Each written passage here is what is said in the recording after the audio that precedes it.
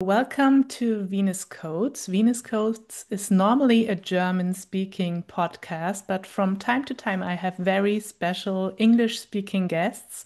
And today I have Stephanie MacKinnon. Welcome, Stephanie. It's a real joy to be here. Thank you so much. And apologies to all listeners that I do not have sufficient German to do this in any language but English. Okay, great. So, Stephanie, you're a life and liberatory leadership coach. And yeah, we met in a program we both joined, and there was some themes and topics that I found so interesting about you. So, I wanted to have you on the podcast. But yeah, you're a life and liberatory leadership coach. What's that exactly? Like, what do you do in your Yeah, work? what do I do? Sometimes this feels like a very simple question, and other days it feels like an existential one. I think a lot of people who hold space might be able to relate to that. But I really try to bring my critique of capitalism, my understanding that we're living under late stage capitalism into the work that I do in coaching, be that in one-on-one or in group spaces. But to use an analysis of the exploitative and oppressive relations that are massively part of the dominant systems that we live under today, as a starting point for looking at how we create change in ourselves, in our relationships, and in our communities. I think that the more that I dive into this work, the more I realize we have really internalized the things that support the perpetuation of the status quo. And they're things that people know are problematic, but maybe don't have the lens that I've been lucky to learn through a critique of capitalism, that they are in fact linked to these systems, be they perfectionism, urgency, hustle culture, all of these pieces that were like, oh yeah, they're not great. But the piece of work that I try to do is to create a space of understanding that unraveling from those for ourselves can also be part of creating another way of being, another way of living, and hopefully a brighter future beyond the BS of capitalism. So, Mhm. yeah, that's all a little bit esoteric, but I'm sure there'll be time for us to get into it in a bit more depth today. Totally, totally. Yeah, such needed work, so needed. How did you get to this specific way of coaching or this Yeah. perspective that you have? Yeah. Again, like most of life, it's hardly been a straight line. Sometimes things make a lot more sense in hindsight, and that's absolutely the case here. Mm. So before I trained as a coach, I was a bit of a nerd in my own right. I did a master's in adult education and community development. So um, some of you might be familiar with this already, but adult education, while there are components of it that are about, literacy and numeracy and teaching maths and these types of things, the reality is the roots of it are quite radical. So radical in the sense of looking at the root, the origin of things, understanding it, Mhm. from a holistic perspective. So a really famous adult educator is Paulo Freire from Brazil. And his work that folks might know is called Pedagogy of the Oppressed. So Mhm. I did a master's under the supervision of an incredible woman called Dr. Shahrazad Mojab, and she is from Iran. And she shaped my understanding and analysis of the oppressive and exploitative systems of capitalism. And it's the type of thing, and some of the folks who I have worked with since would absolutely agree that once you see it, you can't unsee it. Mm. So she almost like gave me the glasses to put on as a way of understanding that like this is all made up. Like it's it's It, it's not, capitalism is not so real that like it is inevitable like the rain or the wind or the sun. Mm. Yet it is the way we organize our material reality. We have to participate to a certain degree to survive. Anyway, you see very quickly how I can go on tangents about these things. But coming back to answering your question, so I finished that master's, oh God, good few years ago now, and I really thought about going on to pursue academia, but it just something didn't quite fit. I wasn't ready to give up community connections, familial connections. I wasn't ready to, because that's the precarity of academic work at this stage. At least it was where I was living in Canada at the time. And I then went back into doing community work. I've worked with all kinds of different groups in all kinds of different settings. Um, and then I moved to Ireland to be with my partner. Oh my goodness, like 7 years ago. Mm. And there was this period of time where I was going to be in between immigration permissions. So I wasn't legally able to work. And I thought, what am I going to do with myself? And the question I landed on was, how can I train myself so that I can do some of my favorite community work on my own terms?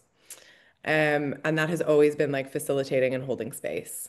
Mhm. Um, so I trained with the Beautiful You Coaching Academy in that time. Mm. And it's funny because I went into it being like, I kind of hate personal development. And like, because I think the thing I've always found really frustrating is that it lacks a systems level awareness and analysis. Ah. My anti-capitalist lens, I was like, but if I just think my way into a brighter future, I'm like completely missing the fact that all of Mhm. these systems of oppression around me are unfolding Mhm. and that I Mhm. have extreme amounts of privilege. Like, surely there's Mhm. a piece to. Anyway, so there was a few years, to cut a long story short, there was a few years where I was like, I have these two worlds and these two Yeah. sets of skills. Yeah. And to really honest, a really important part is like when I ended up in Beautiful You, they conduct themselves with so much integrity that I was like, oh, I actually really love this. Like I saw it as like get the certificate and then you can just like with a bit more authority do the things that you want to do. Mhm. And then I was Mhm. like, oh wow, I love coaching. But I Mhm. had no idea how to bridge these two worlds. So over the last couple of years, it's been like dipping my toe in the water, being like, can I tell everyone that I hate capitalism? Like, how is that going to jive in this world? And can I tell the academic, nerdy people who I was hanging out with before that I work in the personal development world? Like, so Mhm. it's just been this like, how do I create a bridge between these two spaces? And like, Yeah. I don't know that I've completely figured it out, but I'm way more happy playing in that in between. Yeah. Oh my God. So I didn't know. I was wondering because I studied social sciences Mm, and I'm like more on the lefty side politically, but my none of work. this is coming as a surprise. Yeah, but my work is super woo-woo. I'm doing Mm, spiritual work and energy yeah. work. And I have the same, like I have all those perspectives, like feminist perspectives, Good. anti-capitalist perspectives, and then I have my my spiritual side, and both is equally true, for me. And I see I can increasingly see the line of connection between that because from my perspective, and I'd be curious to hear what you think about this, that this woo-woo stuff is actually wildly anti-capitalist because it doesn't fit in a box. It's not just about being productive, it's about reconnecting to innate feminine wisdom and Hmm. knowledge and power. And because it can't be quantified or boxed in certain ways that can be like, I mean, of course we need to sell it to take care of ourselves and like honor our labor and our time, but it doesn't fit neatly into the paradigms that capitalism wants us to pursue. So I think Totally. that these types of work that generate like confidence and connection in self and to others are Mhm. actually huge spaces of resistance. I think one of the reasons that I feel as able to to use such a cliche, but to stand in my power in Ireland is because I'm connected to people who hold ancient wisdom here, people who have Mhm. made me feel part of a larger network of women and sisterhood. And Mhm. yeah, and I appreciate and empathize with deeply the sense of like, but how do they both fit? Yeah. Mhm, I am like I'm doing this since 2018, so for 7.5 years, and mhm. it's a long progress of like I think there isn't such I think it fits like you said, but I have all this like mind fuck about Yeah, how my like university people would look at spirituality, or yeah, then I see a lot of spiritual bubbles who really lack this understanding of systemic yeah, problems, and just what you mentioned, like totally. I can just figure it out by meditating or thinking the Yeah. right things. Like there's a lot of spiritual bypassing. And Yes. I always had the feeling I don't fit anywhere. I don't fit with the like mega academic people. I don't fit with the spiritual bubbles, but yeah. So that's why I loved so much what you just shared, and I think Yeah. that we have our people who get both. We Hmm. just have to find them, and maybe that's Totally. sometimes that's online in a space held by someone in Australia. Sometimes it's like Yeah, that. it's true. Yeah, but we are not alone in this, and I guess there are many more people who don't have any platforms and don't do any public work, or Hmm. like we do, who have this sense of nuance and bring both. Yeah, it's just I'm very happy to hear that from you that you No, and have it's this. really validating for me too. So Yeah. like thank you so much for sharing back with me. And I think I think it's important for me to name that one of the things that made it easier for me to step into this is that I was physically thousands of miles away from the people who were in the academic sphere Mm-hmm. that I thought would maybe judge me, right? Mm-hmm. Like I moved to Ireland in the middle from Canada. So like I think like that gave me a lot of courage to almost be like, okay, who am I here? Like what parts of me Yeah. do I get to bring? Oh yeah. And like the reality that I wouldn't like in a supermarket or at a petrol station or on the street, I'm not gonna like run into someone who knew me from before, or I might like the chances are significantly lower. Yeah. And have to answer like, what are you doing now? Because I remember that was a really big, like each time I kind of like shift or grow into who I am and how I want to Mm. show up. Mm. It's that moment of pride that comes the first time you answer honestly when someone asks like, "Oh, what do you do?" Or like the energetic recognition of like they're worth the real answer. Or like, because sometimes you can just tell like someone's gonna be like, "What's that? And why would you do it?" Yeah, yeah. And then I just say like, "Oh, I do contract work." Which is like just it's like I can't. Oh I'm my not gonna God. convince you of my worth today Yeah, yeah. in a Uh, checkout line. uh, I Like, no thanks. I know these situations. Yeah. Cool. So we talked about your journey into this work, and now you have this coaching practice, and you're Yeah. offering different containers, I would say. You're working one-on-one, and you're also doing groups, right? Mostly one-on-one at the moment, because as you know, I've taken a part-time job, which we can talk about a bit, as well if you'd like. Mm-hmm. So really having to pare back what I wanted to offer. So I have a couple one-on-one clients that I see just like once a month at this stage. And I do a quarterly gathering with past clients so that they can come in and connect in community. And I'm probably gonna open that up soon just to like any almost like drop in connection.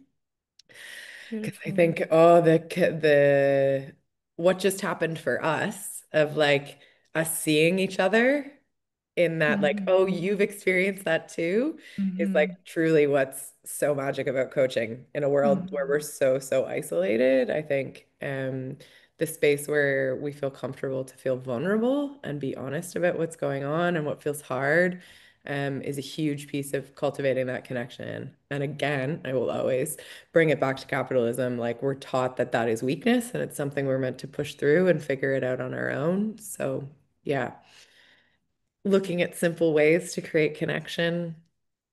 Um, and then I do a program with Karen called Impact. I think we're going to run Mm-hmm. that again this year, which is really exciting. Oh, Um, cool. Do you already have a wait list or something? Then we could link that. um, I don't, but maybe I will by the time this is live. Okay, okay, okay. We literally just had a chat today. So, Okay, good. yeah, and I'm running a workshop when I'm back in Canada that I'm so excited about for the first time, cultivating care for a post-capitalist world. Mm-hmm. And it's in a gorgeous little community center, and we're gonna do a potluck after. So we're just gonna like chat about what we need to care for ourselves, to move, to dream of and move towards other ways of being, Mm-hmm. and then share food. And it's just like, I can't wait. Sounds amazing. Sounds Yeah, amazing. really That's excited. soon, isn't it? It's very soon. Yeah. Yes, couple weeks. Okay, Mhm. cool. So, and in your, do you say one-on-one or one-to-one? One-on-one work. Both is fine. Both. Okay. So Yeah. in that work, can you recognize like something like a red thread or something that many people bring or topics that come Yeah. regularly? I mean, the reality is like people still want like confidence. They want clarity. They want it's Hmm. the like I don't think some of the things that people want for themselves are much different from many other coaches who are coming for life Hmm. coaching. Okay. But the thing that makes it different is that they maybe already have a bit of an analysis of our live that we're living under capitalism, Mm. and they appreciate that perspective being brought into the things that they want for themselves. So if we're looking at boundaries, for example, like if someone is consistently overworking, we're going to ask questions like, who is that overworking actually benefiting? Rather than just being like, you need to leave. Like, we're not going to bully ourselves into creating that change. Instead, it looks like um, connecting to how we've internalized these systems that Mm. actually benefit the few instead of the many. Hmm. And so there's a process of like awareness that starts to happen of recognizing certain patterns. So some people it's perfectionism, some people it's urgency. Um, and yeah, when they can bring in that empathy that's like, oh, it's not just something I'm failing at. Like I was just it was designed to make me feel this Hmm. way. Yeah. Um, it can take a lot of pressure off of people's shoulders. Yeah. um the self-doubt that comes in too of like comparison of looking at where other people are and how social media like perpetuates this idea that everyone has everything figured out and how Hmm. much of an illusion that is. Hmm. But I think what a lot of people leave coaching with me with is a renewed sense of trust and confidence in themselves, that they can look inward for a lot of those answers and to recognize when and where the influences to be otherwise or to leave themselves are coming from. So yeah, Hmm. Love that. That yeah, sounds amazing. yeah. I mean, Um, I love it too, which is why hmm. I do it. No. Thank you. Yeah. Yeah. And you just mentioned social media just for the comparison part. Yeah. but it's such an ongoing topic for me. How's your relationship with social media? Oh, I'd love to live a life where I didn't need it at all. Um, but there's still a lot of connection that Mm-hmm. comes from it for me. Mm-hmm. Um, so I'd say my relationship with it is fraught. It dips into addictive very quickly. Yeah. Mm-hmm. Um, and I know, like, I can step back and see exactly what's happening. I actually, after I shared some stuff this morning, I Mm-hmm. deleted it from my phone again. So I'm going to give myself a few days Ah, without okay. it entirely. Um, and I kind of go through periods like that. Like I'll probably re-download it maybe in a few days, maybe whatever, but just to break that habit of like picking my Yeah. phone up and just scrolling. And I remind folks all the time and need to remind myself as well that there's a lot of people who make a lot of money off of keeping us on it. And Mm-hmm. even it's like I'm not paid for my content, but the owners of the social media platforms are making money off of it. Mm-hmm. So it's like a very specific example of capitalist exploitation, right? Mm-hmm. Because ultimately, I think maybe it's a good moment for me to explain. Maybe folks listening already know, but when I say capitalism, I don't mean like making money. I mean um, the relationship whereby someone's labor is either unpaid or underpaid, and Mm-hmm. somebody else is making the difference off of that. Yep. So somebody else is pocketing that profit. Social media is a very simple example that we can look at. Um, like sweatshop labor for clothes is another one that everyone Mm-hmm. can really relate to. Like Yeah.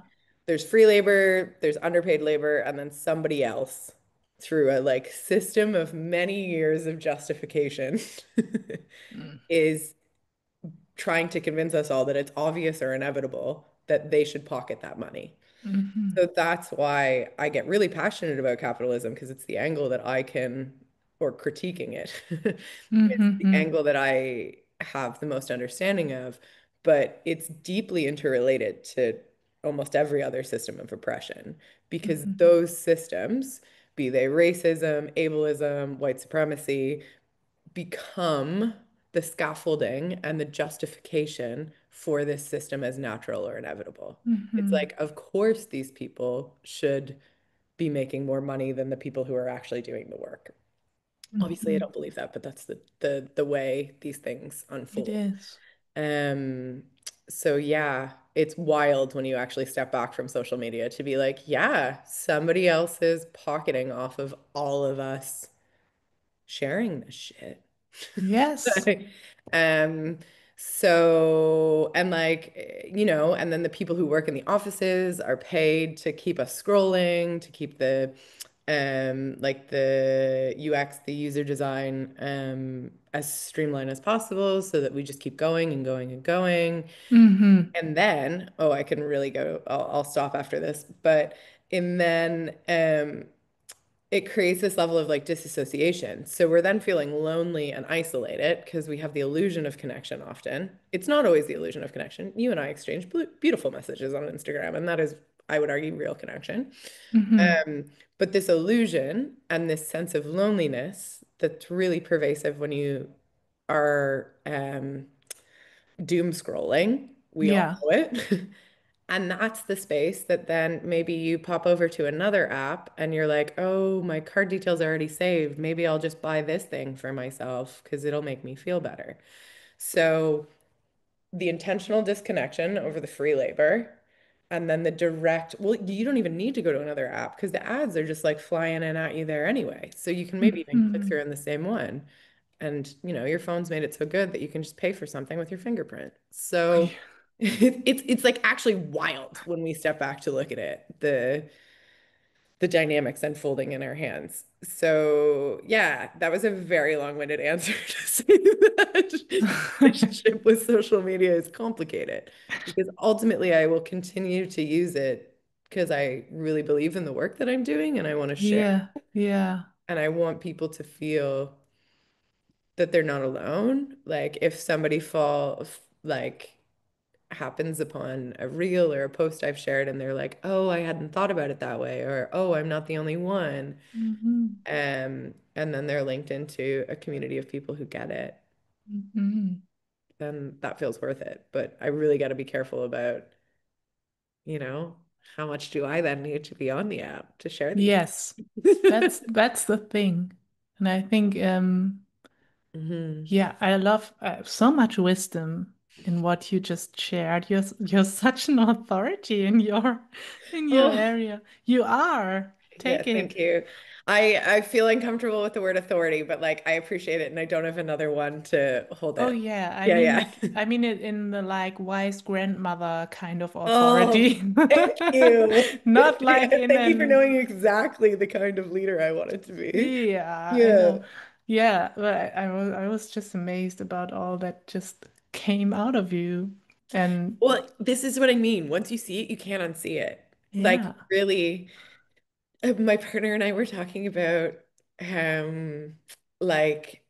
food culture in different places because he Hmm. grew up in Europe, he grew up in continental Europe, and I grew up in Canada, which is like America light, let's be honest. In Okay. like we all the TV shows, everything comes from America. We're just maybe a more wholesome rural people. Yeah.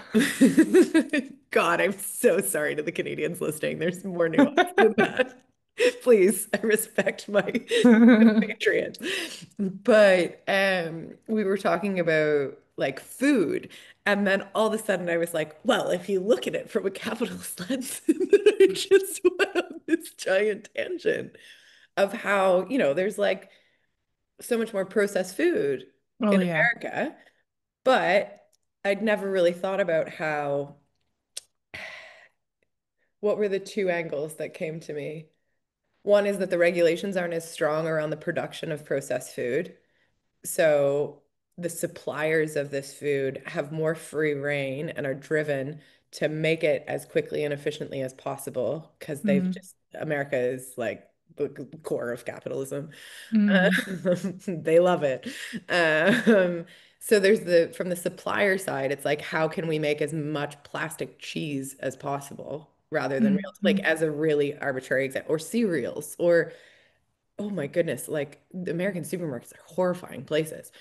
And on the other side, they also, the drive for productivity from workers because they have so deeply ingrained their idea of success with excelling in their workplace. Like the idea of being productive at work is like the top of the top of like what most American citizens have internal, like less and less so as all of this begins to unravel and we can, Mm-hmm. but so you have these two folds of like people who have absolutely no time because they're giving their whole life to work, and then you have all of these suppliers who are like, great, we'll capitalize on that to make shitty food for them to be able to eat by heating it up in the microwave in 5 minutes. So like Mm-hmm. it's unsurprising. Anyway, sorry, not as maybe not as interesting as the social media one. But Oh, my it point is like is. it, it gets to a point when you just like you can't not see it everywhere. And Mm-hmm. that's the like, yeah. Okay. How how do you seeing all this so clearly, how do you find hope for humanity or do you have hope? Oh, I have so much hope. Mhm. Yeah. I think being around other people who create, like there's a community garden locally and it's gorgeous.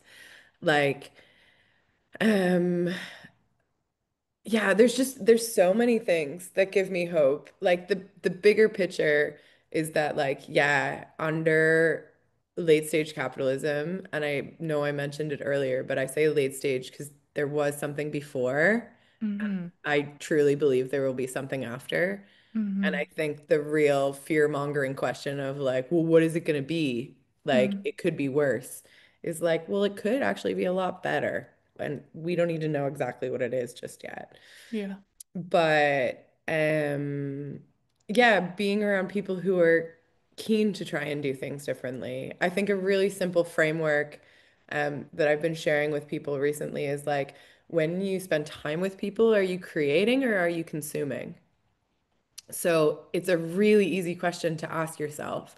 And like Mm-hmm. creating, um, and it doesn't need to be like physically creating. Like, are you going for Yeah. a hike? Are you making food together? Are you letting people into your life or are you just like entertaining them? You know, like I want friends to be able to call me because they're like, I have so many weeds in my garden. Will you come help me do it? And then we'll make some food with the stuff that we pull out together. Um, or like, will you hold my baby while I do my laundry? Like, Mm-hmm. a friend just had a baby and we went over last night to drop some food off and their dog was just like bouncing off the walls because clearly the dog hadn't gone for a walk 'cause there's like a fresh baby in the house. So we were like, let us take the dog for the walk. Like, it doesn't need to be complicated things, but I think care and community are so at the center of it. Um, I've been rereading Bell Hooks All About Love, Mm-hmm. and um she really talks about like the destruction of community under capitalism. Mm-hmm. And I think community in not going out for fancy brunches, which are also like lovely, like enjoy yourself, but community in like showing up for one another and like letting people into your life outside of the nuclear family um is huge. And I see people coming together. I see people, the cracks are showing. Like Mm-hmm. we're seeing that the way things are, like me talking about this 5 years ago, people would have been like, what is she on about? Like everything's fine. Maybe she just needs to work harder. Whereas like, no, but it's true. Like, whereas like clearly the system is just not working for her, so she's angry about it. Like these are the types of things that people say to dismiss it, right? Okay. Mm-hmm. Um, but I think I'm seeing on my social media, I'm seeing in my extended friend groups that people are like, this isn't it. Like, this isn't it. And with every crack, there's space for light to come in, right? There's every time Mm-hmm. somebody questions, like, wait, is there another way we can do this? Is there another way we can support each other and like support outside of monetary exchange where possible is like, it's just amazing. Like, it feels so awesome. So yeah, I definitely there's some really good people doing some really good things. And I think the other thing is that we've been taught it's supposed to be like this unbelievable hero on horseback that comes in and like saves everything for everyone. But quite to the contrary, I think the power is in the people. So like if lots of people come together, like we're seeing in different spaces of resistance, like taking to the streets. You Mm-hmm. like there is such a sense of power in the collective, but even the collective can be like your neighbors. Yeah. Like imagine if with your neighbors, I keep coming back to food because it's summer and there's like such a sense of abundance. But Mm-hmm. like, it could be collectively buying a lawnmower if you live in an area and then Mm-hmm. you all share it. Or like one person does that and somebody else waters everything. Like it's just this sense that like how can we share the burden and the joy of life? How can we work through the conflicts? And not being so scared of difficulty. I think that's another thing that everyone's horrified of conflict. It's hard, Mm-hmm. but yeah. Yeah, Yeah. God, I want to. There was so many other things. When I start getting excited, I'm like, it's like there's all these tabs opening in my head, and it was like, which angle So, am I going to go down? so beautiful. So beautiful. And also what you said regarding are you creating or are you consuming? I think Mm, that's such a good, I'm always, no, not always, I often have it in the back of my mind when I'm on social media because it's, you mentioned it with regards to community and spending time, but it's also such a great question we can ask ourselves also on social media totally. because I think it can be like all this capitalist side of it Uh-huh. put aside, but the technology itself. Hmm. has such a beautiful potential. As you Totally. said, we are connected like we met in a program, but then Totally. we're only connected via social media, right? Completely. And if we ask ourselves, maybe create first and don't consume so much, like Totally. what I consume mindfully, what are you consuming? Like, are Hmm. you just scrolling, or just maybe reading one, two, three things and then leaving the app, or maybe comment and Totally. get in touch? So, yeah, such a great question. Yeah. Are you It's, creating or consuming? and I just think yeah, it's something I am really trying to remember lately too, Mm, because it's so easy to just like both on social media and off of it to fall into like, oh, we'll meet for a meal or we'll meet for a drink or we'll do, and it's like, you know what? What can we do that doesn't require that? Can we meet for a walk or a swim or, mhm, I think music, I am not musically inclined, is such an incredible example of that because not only there's mhm. this connection that happens when you're co-creating too. Yeah, Yeah. beautiful.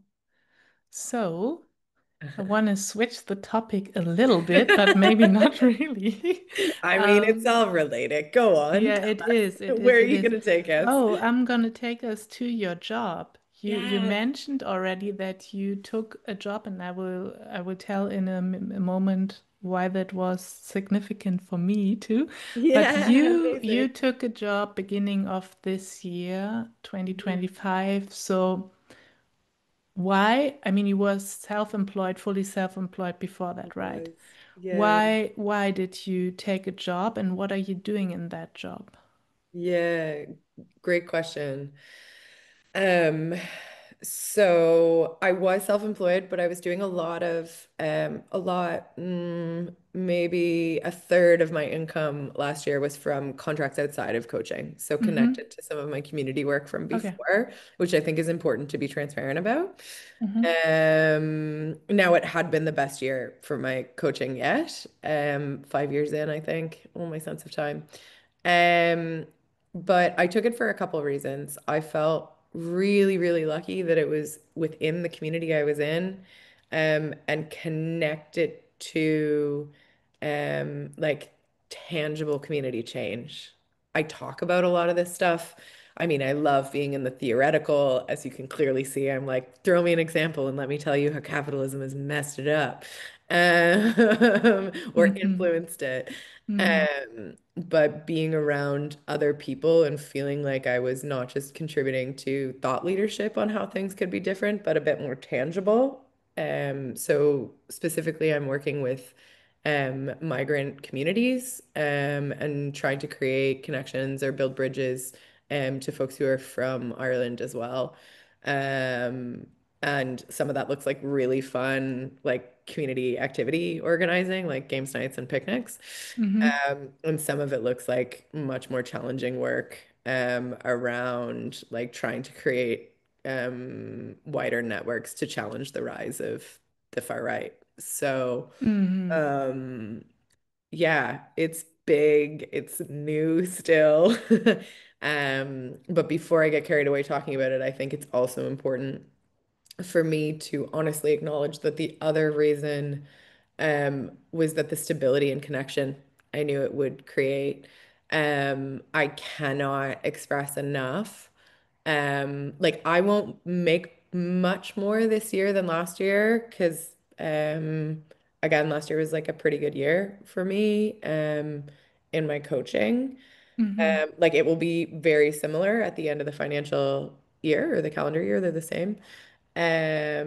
But the consistency of knowing exactly how much from my employee work is going to go into my bank account at the end of each month has calmed my nervous system like I didn't know it needed to. Mm-hmm.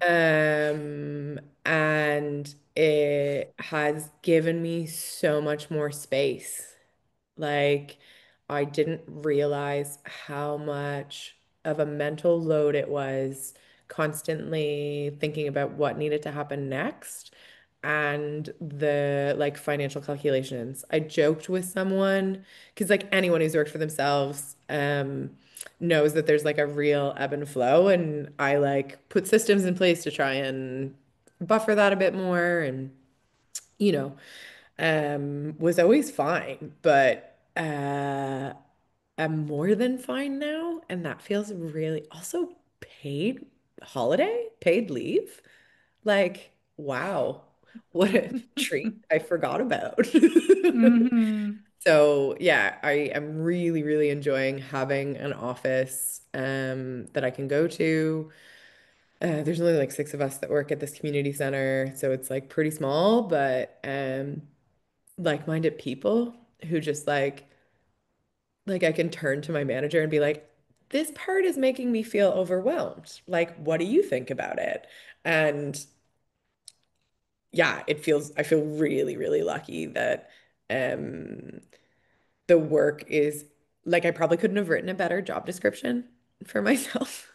Like it's like if my one-on-one stuff is like working with individuals and some of my other stuff is in conversations like this, just like spreading the word that another way is possible. Mm-hmm. Um, I feel like I get to have my hands in it. Like I'm like taking baby steps with the community to like move in another direction, which just feels amazing. So, yeah. Amazing. Yeah. Sounds really great for you. Thanks. Like, I feel very, very lucky. Like I yeah, kind of can't believe it. So, yeah. yeah. Yeah, as I mentioned, you mentioned taking this job Mm-hmm. when we were in this Mm-hmm. program together last fall or autumn. Um, and I was thinking about getting a job just for the financial stability. So it wasn't like what you mentioned. I think, yeah, you really had some other reasons, like going to an office and having like a team, your work, when I understood that Yeah, right. yeah. So that I didn't have all those reasons. Just wanted this financial stability And and that's huge. yeah. It's a Yeah, and big piece of it. Yeah. yeah, and I had been thinking about taking a job for years already when I met you and you mentioned in one of our calls, I think in the first call there, that you just said yes to a job and that was quite new then and Mm. that somehow shifted something in me because I got to know you a bit over the course of the 4 weeks, I think it was. Mm-hmm. And I had so much respect for you and your work. And then, like, having someone I really respect in their work, in your coaching work, seeing you go back to a job, even if your reasons were not totally the same than my reasons, Mm-hmm. that was such like a permission slip. Like, you Mm-hmm. can be great in your coaching work, you can be really excellent, and you can it's like you can go and get a job for your security, and that's fine, and Yeah, it doesn't take anything from totally. your coaching work, right? Mm-hmm. And Well, that was, yeah. yeah. Thank you so much for sharing that. I'm delighted to hear that it was the permission slip you maybe didn't know you needed and I didn't know I was sharing. Um, I think, yeah, there's a couple things that come up for me as you talk about that. Um, Julie, who was hosting that program, actually gave me my permission slip that I didn't know I was looking for either. Because I felt like I was betraying myself or like letting this other part of me down or like I had failed if I wasn't Mm-hmm. doing it full time. Yeah. Um, but quite to the contrary, it feels like I have given my coaching the space to breathe without the pressure to sustain me. Mm-hmm. Um, so unsurprisingly, this is always how it happens.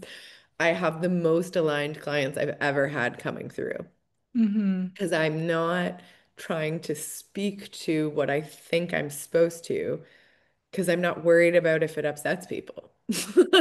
Or I'm less worried. Like, are we I ever going to love not that. completely be Yeah, worried? yeah, yeah. Um, and it's it's growing in a way that I mean, growing because it's evolving with me, not growing in that it's like everything always needs to be constantly expanding. Mm-hmm.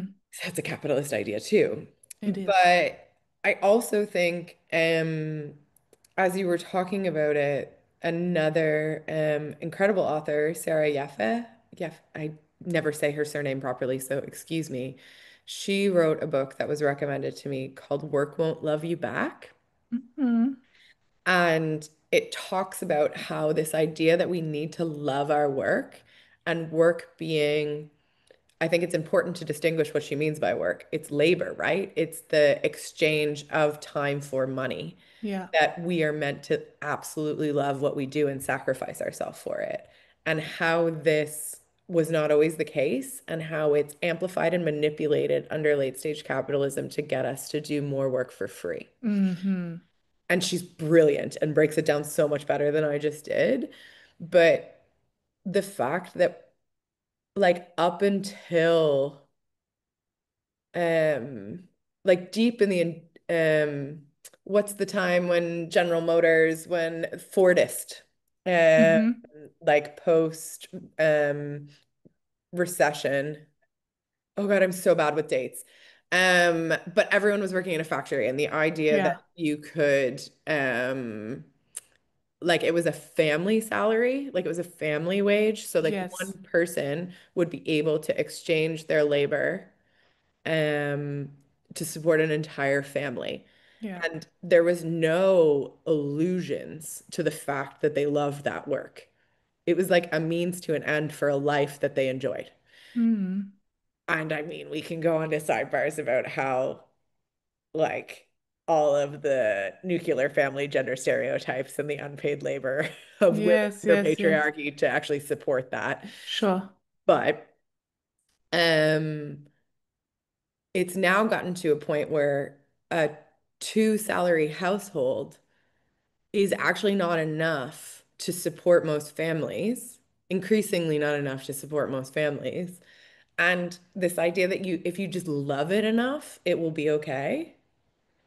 So I, I I actually think that what you did is a huge act of resistance, because what you're doing is you're saying, I'm going to make sure I'm provide what we did. I should include myself in this. Mm-hmm. Say, I need to be provided for so that I can have the quality of life, the stability, the foundation that I require with my labor exchange, with my exchange of time for money, time and work for Mm-hmm. money, to be able to have the space for my gifts, things Mm-hmm. that I actually give a shit about.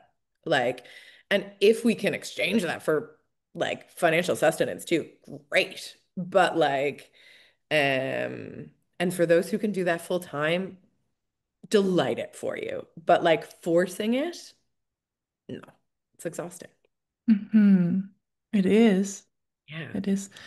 Um, what did I just want to say? I'm blanking. I'm blanking. Oh, just it's fine. I said Oh, so many different things that were probably not even relevant. So please. I think it's super interesting.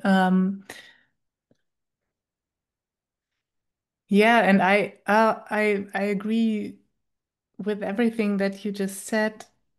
Also, I was just so disgusted when I was reading all the job descriptions, like on where you were looking for a job, and you need to be passionate and you need to be this and then, and I'm like, I just wanna make some money. Please stop. I'm not, this is not my hobby. That's not my Like, purpose. I stop just trying to make want, this my identity. yes, Like, I just, if I yes, can do yes.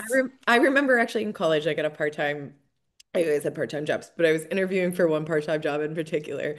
And it was like a safe drive home service. Like, it Mm-hmm. wasn't, it was fine. It was a very comfortable job. You always worked in pairs. I would basically like sit with a friend for a few hours Mm-hmm. and drive people home so they felt safe getting home in the dark. Mm-hmm. Like I was like, why do you want this job? And I was like, I need the money. Like, and he was like, thank you. Thank you so much. And it was like, yeah, like I have a clean driving license. I have other friends who do this job. I need the money, and this feels like a really nice way to earn it. So, Yeah. And he was happy with that yeah, answer. yeah. But like, why can't we all just say that? Yeah, I said it in my interview Good. for this job because I can't stand this. I can't play this role, like play this, oh, I'm so enthusiastic about this job. No. I just want to take the money home and give you what I can give you for that. Yeah, I'll And complete that's the tasks and then I'll move on. yeah. Yeah, Yeah, that's it. But actually, I'm wondering how it's for you because now I'm in that job for a bit more than I'm coming up 3 months, yeah. Uh-huh. and my internalized capitalism is running on an high. It's like, Oh, I'm so curious. Do you want to tell me a bit more? I'm yes, curious yes, to hear about because how it's showing up for you. this space here in my home, my Mhm. mentoring work, my spiritual work, my business is Mhm. really an anti-capitalist space. And I've really Absolutely. learned over the years to breathe and do it like with the flow and everything. And I really managed, it's truly, I had so much space in my days and beautiful, beautiful. Yep. And now I'm in that job and it's a lot. I mean, I'm working 20 hours, but could be easily 30 hours. Uh-huh. Why do they write, why do they offer a job for 20 hours if it's 30 hours of work? Yeah. Yep. Because they only have 20 hours of money. Right, Yeah. right. But and I did so much mindfulness work over the years and boundaries and I know all the stuff and I lived it. I embody it Hmm. in like relationships in this business work. But it's really challenging, like when all this work is there and see all these tasks that I'm still meant to do with my 20 hours per week, and it's really stressful for me. Yep. Yeah. And it's like constantly putting the boundaries and making myself aware of what is happening here, all that you've already Yeah. explained so beautifully. But yeah, I was wondering, how is it for you? Like, did starting that job, I mean, it's a different area of work, But but I relate. Yeah, yeah. did you have I the do same relate. experience Yeah. or Yeah. similar? I think oh yeah, thank you so much for um bringing that up. But where do I want to start? I think the first thing that came up for me within even the first few weeks was like the absurdity of a 9 to 5 week. Like, I was just like, what are we all doing?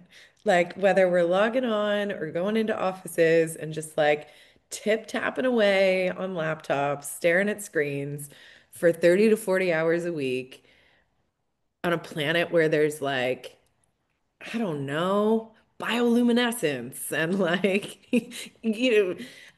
northern lights. And like the world is like far too incredible for so much of our lives to be spent like boop, boop, boop, boop, boop, boop, boop, making money for other Mm-hmm. people. Mm-hmm. Like, just I know so many people will hear that and be like, well, that's what we have to do. And it's like, but is it? Like, really, truly, is this it? Is this what we were made for? And like, I don't think so. And I will continue to do it because I need to survive and thrive in this moment. Yes. So definitely had some like existential, like, what the fuck is this?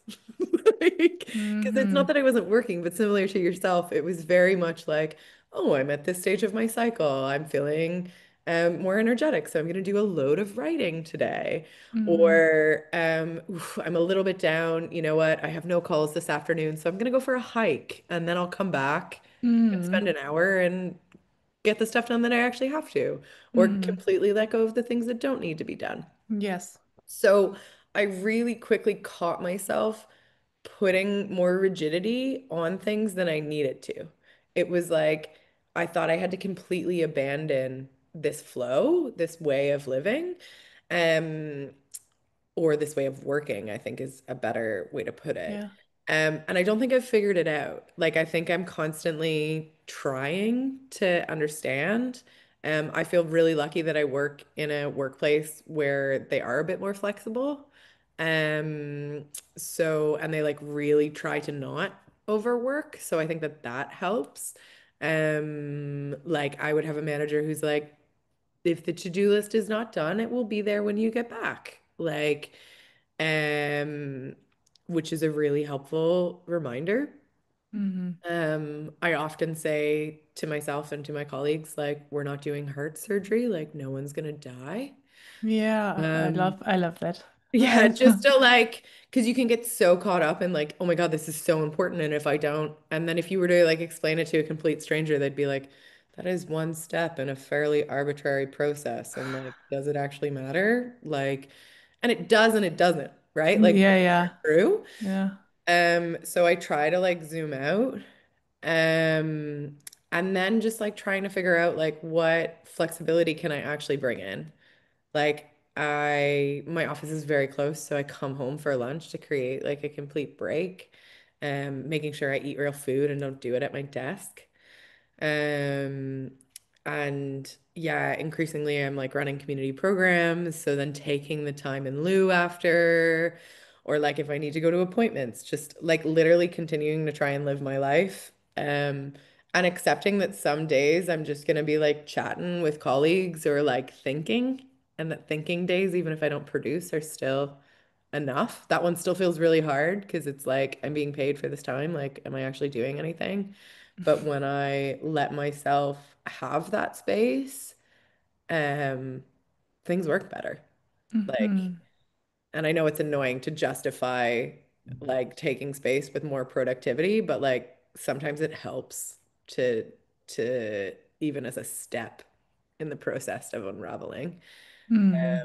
Like a walk around the block if something's feeling really hard or if I'm really stuck in that like panicky go, go, go mode, like I'm never going to get to the bottom. I have to keep, why would I ever move? Is Mm. actually precisely when I need to move. Yeah, yeah. Like, and I think it's giving me a whole lot more empathy because it had been a few years since I'd been in one of these roles. Hmm. Um, and just to be able to connect with the clients that I do support, to be able to like see them in these moments because I'm in it. I'm not just Yeah, remembering it, I'm in yeah, it. yeah, yeah. Um, and also, I mean, it's easier because I'm in a community nonprofit, but like throwing corporate culture out the window, like allowing myself to be emotional when Hmm. something's hard or upsetting. Yeah, Like, yeah, yeah. I feel like there's a newsletter in me brewing. Like, I cried at work and it's okay. Yeah, yeah. yeah. I nearly cried last Thursday, and I didn't, but I gave myself the how does it say? How do you Permission. the permission? If you need to cry, you can cry. Yeah, yeah. Because it really builds up. So like having outlets, I think for me in that moment, I was able to then go with my overwhelm to colleagues, to a superior and be like, this is too much. And they were like, okay, let's unpack that. Like, let's figure out like, how did you get to this moment and how do we make sure it doesn't happen again? Oh, great. Whereas like a decade ago, I would have like crawled away and been like, oh my God, I'm terrible at this work. I never Yeah, should be here. Why would they same. ever hire? Whereas this time it happened while I was around colleagues and they were like, oh no, that's not yours. You shouldn't be blah, blah, blah. Like, and we just like bit by bit took the little pieces of overwhelm and like moved them away. And I was like, oh, yeah, I mean, this is still hard, but like, number one, I don't feel like I'm alone. And number two, it no longer feels unmanageable. So, yeah, but Mhm. the context there is important. Like, they have created an office environment where that's possible. So, Mhm. I don't, if you have a horrific boss, listeners out there, don't recommend going to them and crying at them. Mhm. But, yeah, just I think that allowing yourself to ask for what you need of yourself too, first. And the shocking reminder that like, ooh, if you think there's not enough space to do something, like go take a walk. Like if you think you don't have time for lunch, it actually means you really need to stop for lunch. Like, Totally. yeah. Because all of a sudden, with a little bit of perspective and a big deep breath, the silly little tasks are not going to feel quite so overwhelming. I so needed this reminder before I go away. So thank you for making me think about all these things. You're welcome. You're I'm about to welcome. leave for 3 weeks. So I'm like, oh, how will I finish all the things before I go away? As if Yeah. colleagues aren't competent to like hold it together. They so are. So yeah, anyway. Ah. I love that. So we're coming towards the end of our conversation, and now you mentioned a lot of things you Oh do. God, I'm No, so no, sorry. no, no, no, It's been no. like an info overload. No, totally not. It's all so helpful, I think. And I Mm, think it's rich, rich, really thank you rich. so much. No, but I just wanted to ask you, I think you mentioned many things, but I think this overworking thing and feeling so much pressure and perfectionism at work, I think that's really common in Totally. women too. Hmm. Like, I know people probably should work with you if they wanna go deep with it, but Yeah. if we have like one thing they could do to help themselves to feel a bit more ease, like do you have something like a number one first aid for Yeah. internalized capitalism or something like that, like when we're really Mm. stressed at work. Yeah, I think so much of it depends on the context. I think what's coming to me in this, it's a great question. I haven't thought about the framing of it in exactly this way, but what's coming to me is like checking in with those fears, right? So like what is the fear that you're actually imagining? Like what is the Mhm. worst case scenario? And I think then checking in with the validity of that. So I'm so cognizant that like um under late stage capitalism, the precarity of employment positions means that people can be pushed further and further and taken advantage of more and more. They can be paid for 20 hours of work when they're actually doing 30, and the support or the infrastructure or the systems in place for them to challenge that might not exist because they might be told that they're highly replaceable. So if the fear is like, if I don't do this, I'll lose my job, like for some people that might actually be real. And like, I really just want to acknowledge that. I'm really hopeful that for the majority, that's not the case. And I know for a lot of women, that is a pressure we put on ourselves.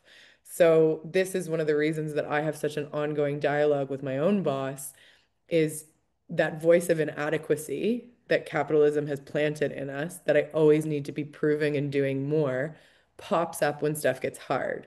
So I seek confirmation from her. Is this enough? Are you happy with this? Do I need to do all these other things? And to have the person who is directly responsible for me, who is evaluating my performance quite literally and quite legally, um, Mhm. say, like, validate for me that it is enough, removes a lot of that pressure. So even I can see in a work environment where it's not being put on me and I'm putting it on myself, I go to the person who has the authority to validate that it is enough. I would hope that I could do it myself, but the reality is I can't. I need somebody else sometimes to tell me it's enough. Mhm. Um, but if that's not a possibility, it's like I think the basic question I always come back to for folks is what do I need and how can I ask for it? So if you can't pull back in your work environment, but you still need more space, like how can you ask for help in other parts of your life? And Mhm. that's that piece again about cultivating more community. It's about cultivating honest, supportive relationships. Um, Mhm. and yeah, we all deserve support, be Mhm. it from a manager, be it from a partner, be it from a friend. Like, um, everyone deserves it. So, um, yeah, final thought. I was on Desiree Adaway. She does amazing work out of the States too. I Mhm. was on a call, a community call she organized a couple of years ago at this stage. And they did a poll, and the first poll was, how comfortable do you feel asking for help? And like unsurprisingly, everyone, like it wasn't a 1 out of 10, but like it was like a 2 or 3 out of 10, basically. Like people are not comfortable asking for help. But then the follow-up question was, how do you feel when someone you love asks you for your help? And it was like 8 or 9 out of 10. Everyone was like delighted to be needed, delighted to have the clarity of how they could help people out that they love. So Mhm. I always remind folks of that. Like people want to help you. People who care about you want to know how to help you. And if that means like taking care of your kid or like watering your plants or like cooking a meal with you or like, I don't know, like maybe it means like showing up at your door at a lunchtime once a week to make sure you actually take a lunch break. Like it doesn't need to be really complicated, but like let people in. Yeah. I think I said 6 things instead of one. Sorry. Let people in. So much wisdom just wanting to come out of you. Oh, So, okay. Thank you, Stephanie. I think this was really rich, really, really rich. Do you feel like there's something you want to add before we end the conversation or the recording? no, this has been a joy. These are my favorite conversations to have. These are the conversations I end up having at like large gatherings with like the few people who will go deep with me in the corner the whole time. So, it's a real joy to be held in space with you, and to feel so seen. So, thank you for your beautiful questions. Thank you for sharing the ways that some of the stuff I spoke about resonated with you. And Mhm. yeah, I hope folks enjoy. I hope they take a little tidbit from this. And yeah, I have a regular newsletter. You can find the sign up. Yeah. I'll share it maybe in the notes. Yeah. So if you want more of my musings coming into your inbox, I'd be delighted to have you join us. Definitely gonna link that in the show notes and also your Insta. And Yeah. also, I think I want to get back to you regarding the book recommendation. So we're gonna Yeah, find, I'll link them all for you. yeah, we'll find all that in the show notes and in the video description. So thank you so much, Stephanie. And I'm gonna stop our recording now.